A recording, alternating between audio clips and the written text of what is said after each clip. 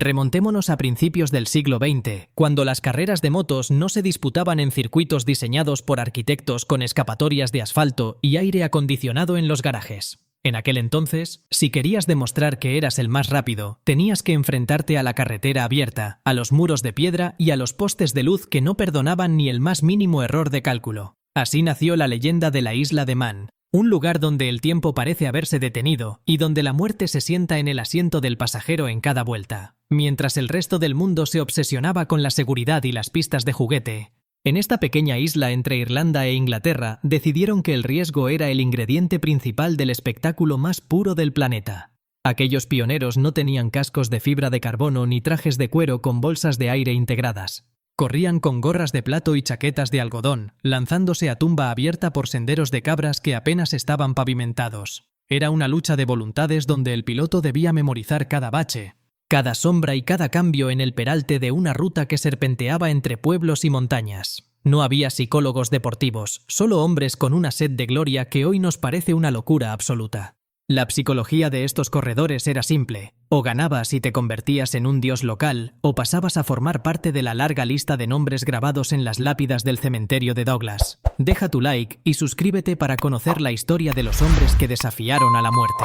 Pero hoy, esa mística de supervivencia se ha transformado en un fenómeno que roza lo macabro y lo divino a partes iguales. La tecnología ha permitido que las motos alcancen velocidades que el ojo humano apenas puede procesar en una carretera convencional, convirtiendo el trazado de la montaña en un embudo de adrenalina y terror.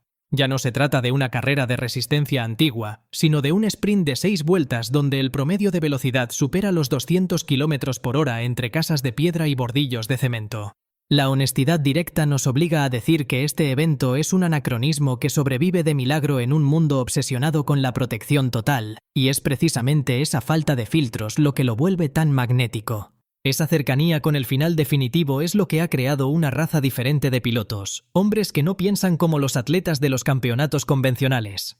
En la isla de Man, el enemigo no es el piloto que tienes al lado, sino el propio asfalto que cambia de temperatura y de agarre en cada sección del recorrido de 60 kilómetros. Se han convertido en monjes de la velocidad que deben gestionar una cantidad de información visual que colapsaría el cerebro de cualquier persona normal.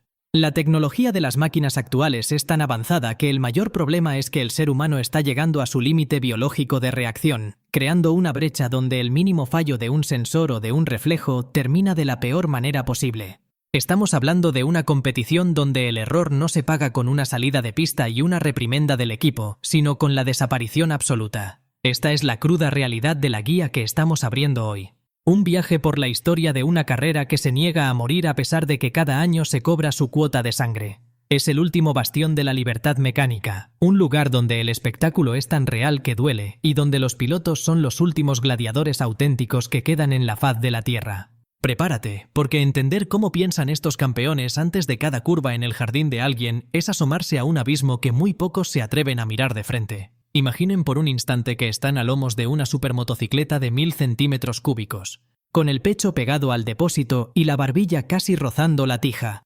A diferencia de las pistas modernas que parecen mesas de billar, aquí el asfalto es una criatura viva que salta, se hunde y te sacude con una violencia que te corta la respiración. En la isla de Man, las motos no solo corren, sino que pasan gran parte del tiempo volando literalmente sobre rasantes ciegas a más de 280 km por hora. Es aquí donde la ingeniería se encuentra con la física más bruta, y donde conceptos como la carga aerodinámica se vuelven una cuestión de vida o muerte en cada metro del recorrido. Para que lo entiendan de forma sencilla, piensen en un avión de acrobacias que intenta volar a ras de suelo por una calle estrecha llena de árboles y farolas. Los alerones y el diseño del carenado en estas máquinas no están ahí solo para ir más rápido, sino para evitar que la rueda delantera pierda el contacto con el suelo y la moto se convierta en un proyectil incontrolable. Es lo que los expertos llaman el efecto suelo en versión extrema, una fuerza que debe mantener la estabilidad mientras pasas a milímetros de los muros de piedra de las casas de los vecinos. Es una danza de alta precisión donde el piloto confía en que la presión del aire mantendrá su montura equilibrada mientras salta sobre los baches de Balog Bridge.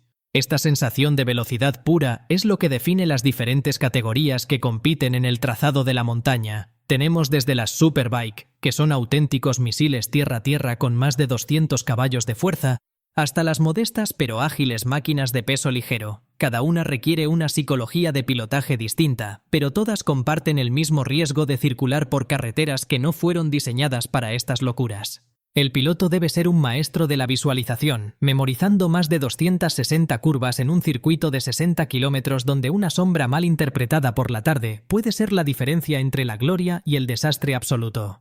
Sin embargo, detrás de esta exhibición de tecnología y valentía se esconde una verdad que la organización intenta gestionar con pinzas de seda, al permitir que las motos sean cada vez más rápidas y estables gracias a la electrónica y la aerodinámica. Hemos empujado al ser humano a un terreno donde el margen de maniobra es inexistente.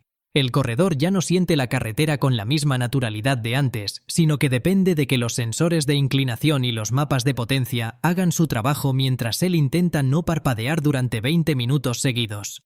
Es un vuelo tecnológico que ha llevado el espectáculo a un nivel de intensidad que roza lo insoportable para el espectador que sabe lo que hay en juego. El resultado es una experiencia que te vuela la cabeza, donde ves a hombres normales convertirse en semidioses durante 2 semanas al año. Pero no nos engañemos, esta perfección técnica es la que permite que las velocidades promedio sigan subiendo, ignorando que el cuerpo humano sigue siendo igual de frágil que hace 100 años. Estamos ante el triunfo de la máquina sobre el entorno natural, una demostración de poderío mecánico que nos deja con la boca abierta, pero que al mismo tiempo nos hiela la sangre al pensar en lo que sucede cuando esa tecnología falla en mitad de una sección arbolada a fondo. Deja tu like y suscríbete para apoyar este contenido y no perderte ni un solo detalle importante sobre la historia de la velocidad. Llegamos al punto donde la burbuja de cristal se rompe y nos enfrentamos a la realidad más amarga de este deporte tecnológico. Toda esa carga aerodinámica de la que tanto presumen los ingenieros ha creado un efecto secundario desastroso que está asfixiando la competición real. Imagina que vas a 300 km por hora y, al intentar adelantar, te chocas contra un muro de aire sucio que vuelve tu dirección tan imprecisa como un barco en medio de una tormenta. Este fenómeno es el verdadero cáncer que está arruinando las carreras dominicales. La honestidad directa nos obliga a decir lo que los jefes de equipo callan. Estamos perdiendo la capacidad de ver adelantamientos cuerpo a cuerpo. Al depender tanto de esos alerones, si te acercas demasiado a la estela del rival, tu moto pierde de golpe todo ese apoyo que la mantenía pegada al suelo. Es una trampa invisible que recalienta los neumáticos, forzando al piloto a retroceder para no acabar volando por los aires. El talento ya no es suficiente para compensar una ingeniería que castiga la cercanía entre los competidores. Esta situación ha transformado el campeonato en una procesión de alta velocidad donde el orden de la primera curva suele ser el orden final. Los pilotos actuales se han vuelto prisioneros de las presiones de aire, pasando más tiempo mirando el tablero digital que buscando un hueco para meter la moto. Ya no vemos esas frenadas imposibles donde la máquina bailaba con furia, porque hoy, si la moto se mueve un poco, es que algo en el paquete aerodinámico ha fallado y el desastre es inminente. Es una tragedia ver cómo el instinto de los mejores del mundo es anulado por una hoja de datos fría. La tecnología está arruinando el espectáculo porque ha eliminado el margen de maniobra y la improvisación que solo el error humano podía proporcionarnos. Si te sales de la línea ideal por apenas 10 centímetros, pierdes toda la eficiencia del efecto suelo y tu carrera se termina. Estamos ante una dictadura del carbono que ha decidido que la perfección técnica es más importante que la pasión de los fanáticos que llenan las gradas. Al dejar que el metal se enfríe sobre el asfalto de la isla, la reflexión es tan pesada como un bloque de plomo. Hemos construido máquinas capaces de desafiar a la muerte con una precisión de nanosegundos. Pero en ese proceso de perfección, hemos dejado el alma del motociclismo tirada en la cuneta. La honestidad directa nos obliga a admitir que extrañamos el caos, las trazadas imposibles y ese baile salvaje de la rueda trasera que nos hacía saltar del sofá con el corazón en la boca.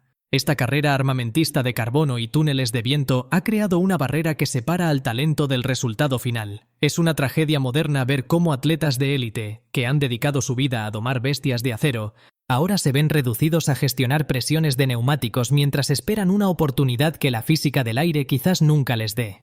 El TT de la isla de Man sobrevive porque es imperfecto, porque es peligroso y porque nos devuelve esa conexión primaria con la velocidad que los circuitos modernos han intentado desinfectar.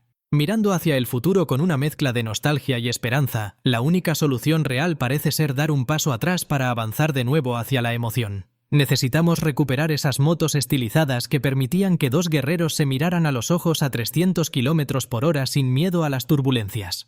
El espectáculo no reside en batir un récord por 2 décimas, sino en la incertidumbre de no saber quién saldrá primero de la última curva del jardín de un desconocido. Al final del día, los fanáticos no recordamos los ángulos de un ala de carbono, sino el rugido de un motor y la valentía de un piloto que inventa un hueco donde no lo hay. La tecnología ha arruinado el espectáculo porque ha intentado eliminar el riesgo, olvidando que en la imperfección reside la verdadera magia. Que el rugido de los motores nunca se apague en las calles de Douglas, porque ese día habremos perdido la última gran aventura que le queda al mundo del motor. Deja tu like y suscríbete para que juntos sigamos defendiendo la esencia más auténtica de la velocidad.